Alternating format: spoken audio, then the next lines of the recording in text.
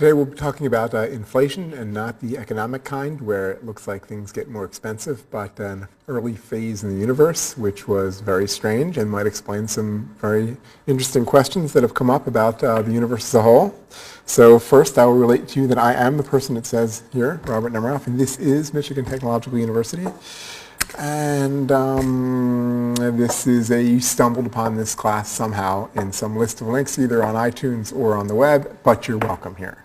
Please keep watching. This is fun, particularly if you're interested in cool concepts, because we're going to go through lots of cool concepts in this class with as little math as possible. All right. So Einstein created general relativity, and out of that people came up with the idea of the Big Bang and cosmology, relativistic cosmology. But it was realized that there were some problems that were unsettling. Not just Olber's paradox, which is seemingly in another lecture solved, but at least three problems were commonly discussed. One is the horizon problem. So it wasn't clear. It seems that if you look in one direction, you see matter that's like something, and if you look in the other direction, matter is very much the same. Moreover, if you look at the microwave background, which we will get to in another, which came out of the early universe, it has the same temperature, pretty much, close, in one direction, as it does 180 degrees on the sky. So if you're here in some universe, call it our universe, and here's the microwave background here, so you look in this direction, you say, oh, I understand, it's about 2.7 kelvins in that direction. Oh, let's look in this direction. Oh, it's 2.7 kelvins. But how could they know about each other?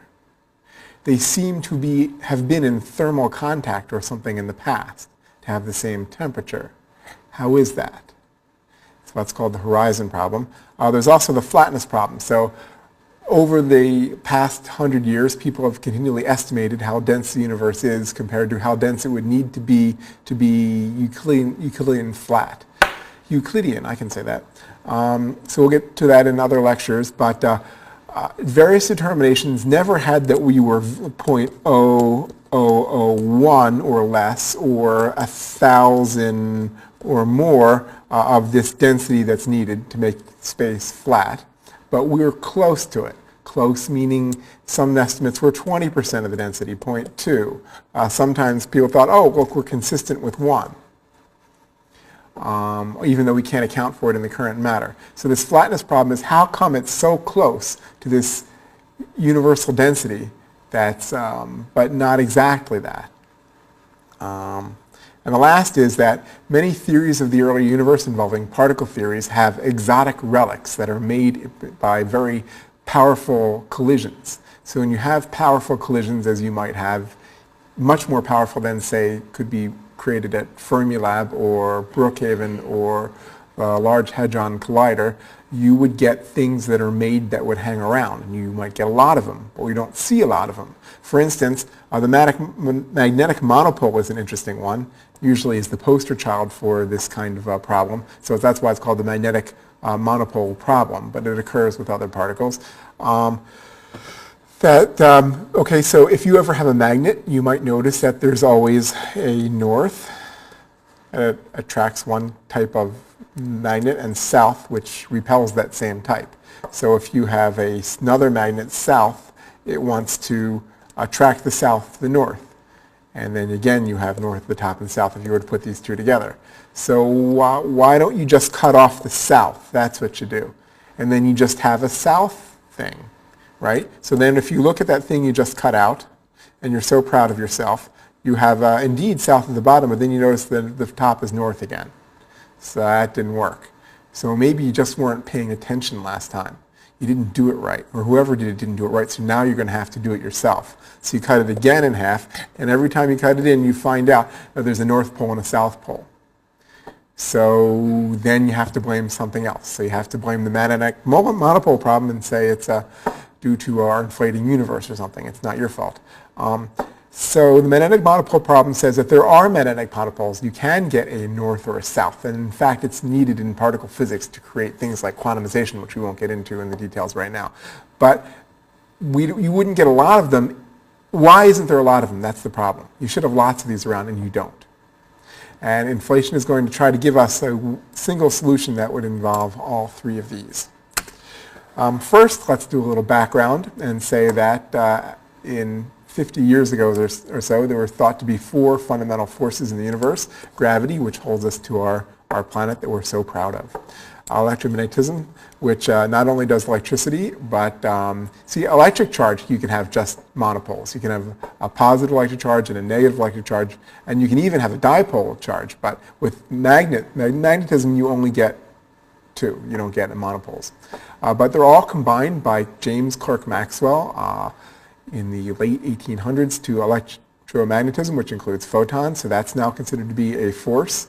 So electric force and magnetic force are no longer considered to be different, but things in the nucleus, things that hold the nucleus together and keep it from exploding, the strong nuclear force, and a more subtle one, which was figured out as the weak nuclear force. It's actually kind of interesting to read about that one. So Steven Weinberg and collaborators figured out that the weak nuclear force could actually be the same as the electromagnetic force and would look the same at high enough energies, and so you can combine those into something called the electroweak force. So one of the pushes in modern physics is to say, well, hey, this strong nuclear force isn't involved in that yet. So let's come up with a mathematical framework, sometimes involving multiple dimensions, called a grand unified theory that includes all of these. But the grand unified theories are usually not so bold as to include gravity, which is stranger yet, the weakest force. And so in order to include those, the latest theories are in superstring theories, sometimes called just string theories, or M theories. There's different names for them. So these are not yet complete theories. We don't have well, the electroweak one is, but below that we're not exactly sure of the details. However, if you go further back in the universe, energy becomes so abundant and things smash into each other so much that forces become indistinguishable. So for instance, if you go to relatively high energies, which occurred at 10 to the minus 12 seconds after the Big Bang, you would find the electromagnetic force and the weak force would become one and the same. If you go earlier back, which means that there's no distinguishing between them. Things bounce into each other, so there's particles like that. The same type things would carry both of them. The strong force, even though we don't know a detailed grand unified theory that completely works, would be matched with the electroweak theory at around 10 to the minus 35 seconds when the temperature was, about in 10 to the 20 something here. 10 to the 20, let's call it 8.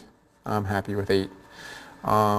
So then all of those forces and the carriers of those forces seem to merge. And then you don't get to include gravity really until you get back to the Planck time, which we went and talked about in another lecture. Please give Planck his C. Planck time, which was very high, 10 to the 32 kelvins, and this is the unit of energy, 10 to the 19 GeV. At that time, we lose general relativity because it doesn't seem to work at those energies, and it meshes in. We need a quantum field theory that involves gravity that could be one of the string theories that are being debated today. Okay, so to combat the three problems before, the horizon problem, the monopole problem, and the problem which I forgot called the flatness problem, inflation was one solution and is usually the preferred solution these days. So what happens is the universe goes into a phase. There's a phase shift. So as things change, for instance, as ice freezes, you might notice a phase change. So when water freezes into ice, it changes into a solid. So when the universe cools, so for instance, let's start on the other end. So the universe was very hot, right, and it was water, and then as the water cools in your freezer, it forms ice. As the universe cooled, strange things happen. Phase changes like ice happened in the universe as things froze out.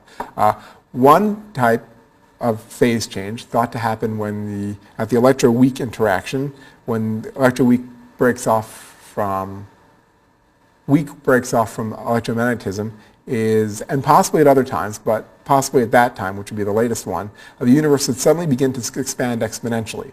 There would be a type of dark energy there, and you would create what would seem to be a cosmological constant that would operate for a short amount of time, and has been discussed in another lecture.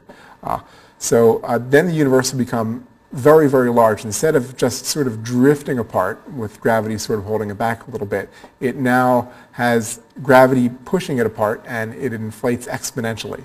So things that used to be close together then become very far apart. And the way that helps the horizon problem is that now, well, at least for the past couple billion years, we've been catching back up to the stuff that's been pushed apart. So it answers the horizon problem by saying, well, things used to be close together, and then they were pushed apart by inflation, or not only pushed apart, but when inflation ended, a whole bunch of particles were created all over the universe that had the same temperature. Why inflation ends is related to what's called a driving field. The simplest kind of field used is something called a scalar field, because it only has one number in every place in space-time.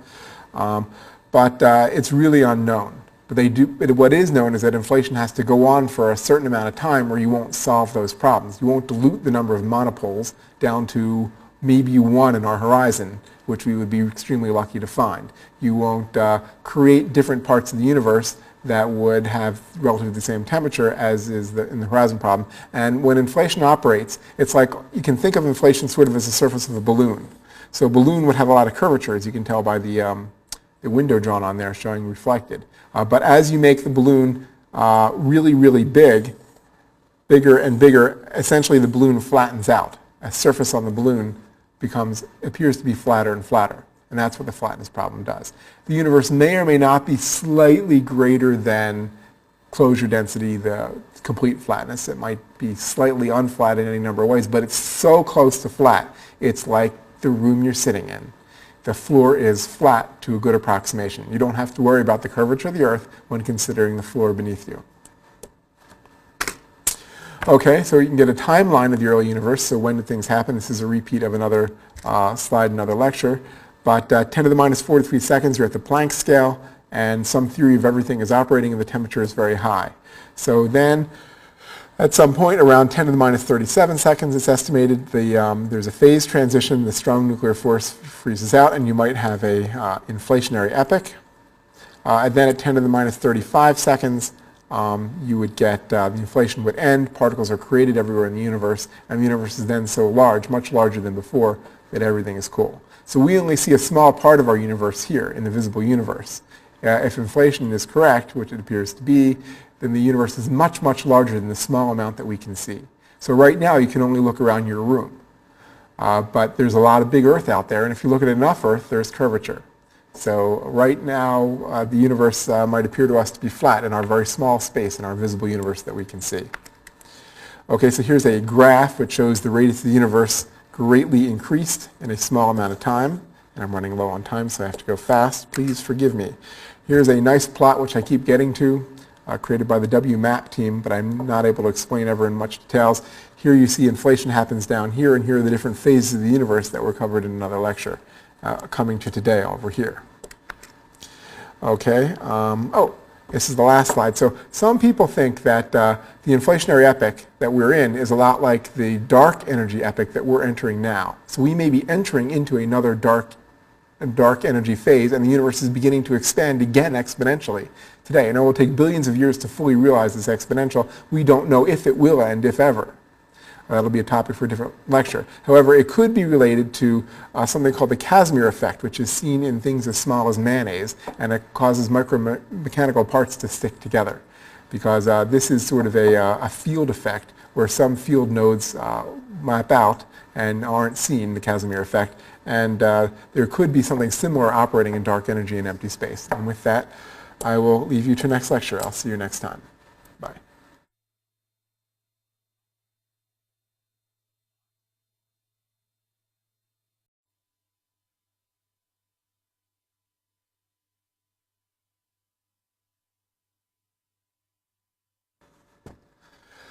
Today we'll be talking about inflation, and not the economic kind where it looks like things get more expensive, but an early phase in the universe which was very strange and might explain some particularly if you're interested in cool concepts, because we're going to go through lots of cool concepts in this class with as little math as possible. All right.